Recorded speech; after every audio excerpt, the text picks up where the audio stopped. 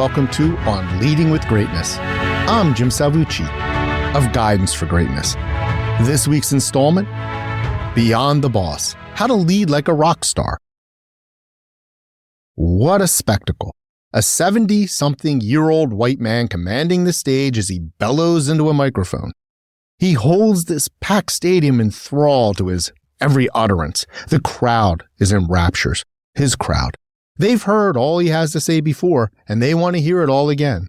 They cheer, they chant, and they yell his words back in sync to him. This is not some tawdry political rally, though, and the man on stage is no bumptious demagogue.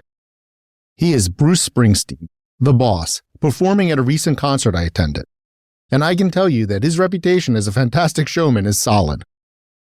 Now, I'm no die-hard Springsteen fan. Much of the set list was new to me.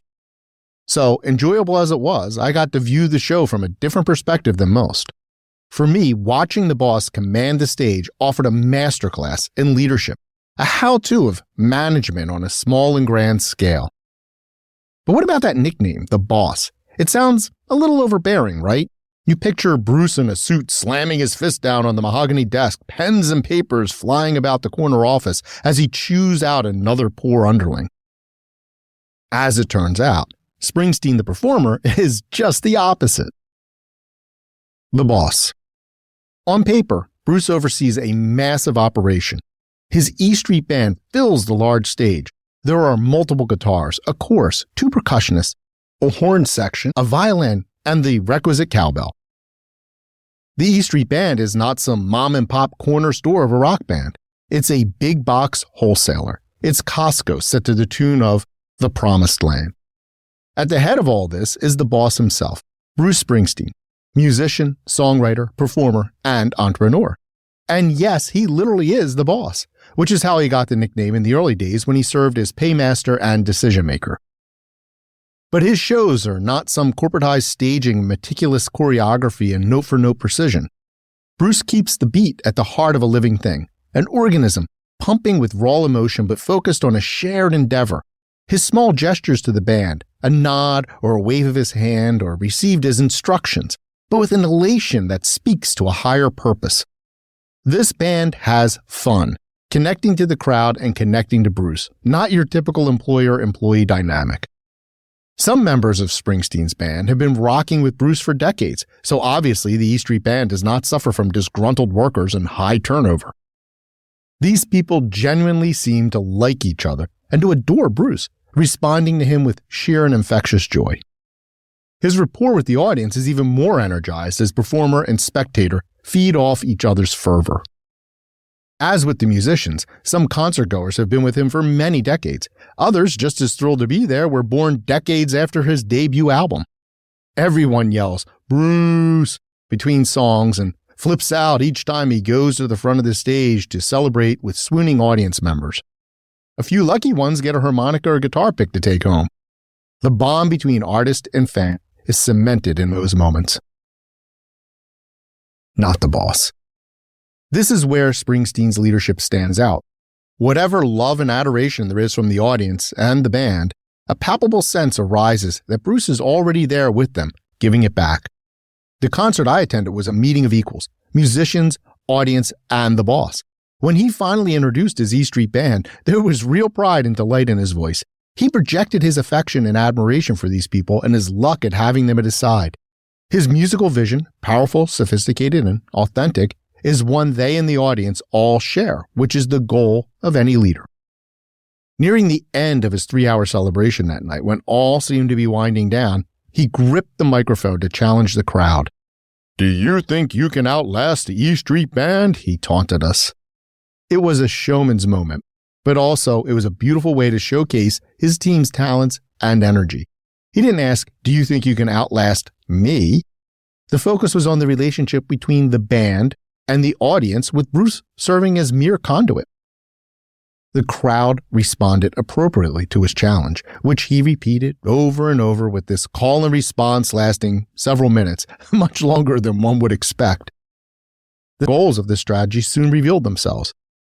One was, of course, to highlight his musicians. He also was whipping the audience into another frenzy of enthusiasm before we could lag. A third goal was to pull the audience up to his level, inviting us to be part of something greater. And, savviest of all, he gave the band a little rest before the final push. That's leadership. At long last, it was time for the band to depart. They all took a bow and filed off stage with Springsteen right there to greet them individually. Not with a nod or a pat, but with handshakes and bear hugs and the warmest of smiles as he sent them off. It was as if this concert was not just another stop on the tour, but the greatest moment they had shared in all their years together. This was real camaraderie, the kind you could never fake. This wasn't a bunch of laborers clocking out after a long shift. It was more like a team that had just won the big game. Frankly, it was moving to witness. But there's more. Springsteen then took center stage along with an acoustic guitar. He strummed idly as he gave an impromptu speech about the good work of a local charity. Who does this? 3 hours of nonstop rocking, his white shirt translucent with perspiration on a warm September night, and he offers a heartfelt endorsement and call for donations.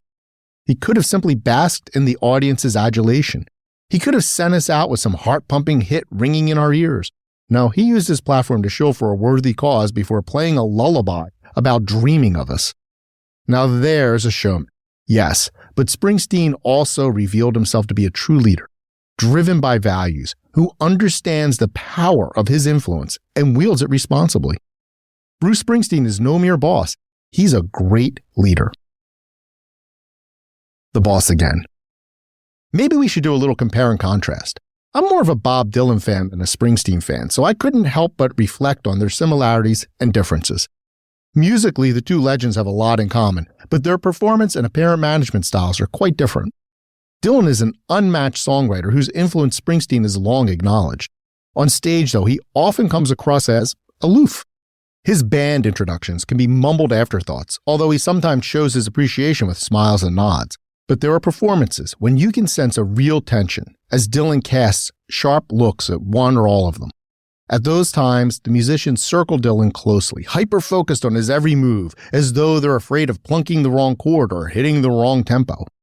To be sure, I'm being unfair to Dylan. He, too, works with longtime band members, including a bassist who's been with him since 1989. And his audiences adore him, but in a very different way from Springsteen's. Dylan also has a well-earned reputation for reclusiveness that probably has more to do with his core personality than the desire to cultivate an air of distance and mystique, but the effect is much the same. His approach to performance and his aesthetic is distinct from most rock musicians. He does not reach out to swoop up the audience so much as he sets a musical marker for them to aspire to. The feeling is totally different with Springsteen.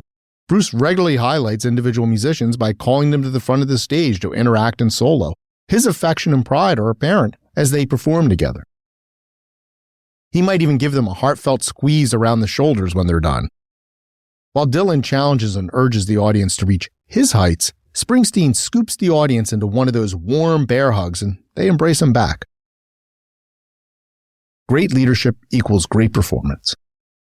It all comes down to what it means to be the boss. In the traditional sense, it's fairly easy. Just throw your weight around, keep your distance, and snap people into place. What we see from Springsteen, though, is far more challenging. Instead of forging a world in which everything and everybody is about him, he creates a culture of collaboration where each individual, musician, concert goer, and even crew member is invested in the success of his artistic vision. That's true leadership. If you're not a rock star, what does all this mean? In any field, we can see the positive effect of being a leader rather than a mere boss. Leaders act like Springsteen. They roll up their sleeves and get to work with their people, celebrating team successes and learning from failure. Everyone knows their part in the mission and plays it with exuberance. Bruce transcends that old moniker, the boss. He's not the pay and taskmaster. He's the opposite, the stuff that holds his venture together. To attend a Springsteen concert is to see great leadership unfold in real time. In our world, one that glorifies cutthroats as they climb to the top, Springsteen reminds us that true leaders raise others up alongside them. He's a great performer because he's a great leader. Think about that. Sure, it takes more effort and smart. But Bruce and his E Street Band sure seem to be having a ball. And if thousands of people whipped into a 3-hour frenzy of music, enthusiasm, and, yes, joy is any indicator, it's a whole lot more powerful too. How conscious are you of the distinction between boss and leader? What do you do to assure you're serving as a leader rather than a mere boss? It takes guts and resilience to embrace the challenge of great leadership, and I can help. Unlock the great leader within. Download my free resource, the Transform to Greatness Toolkit, now at thegreatleadershiptoolkit.com. I look forward to hearing from you.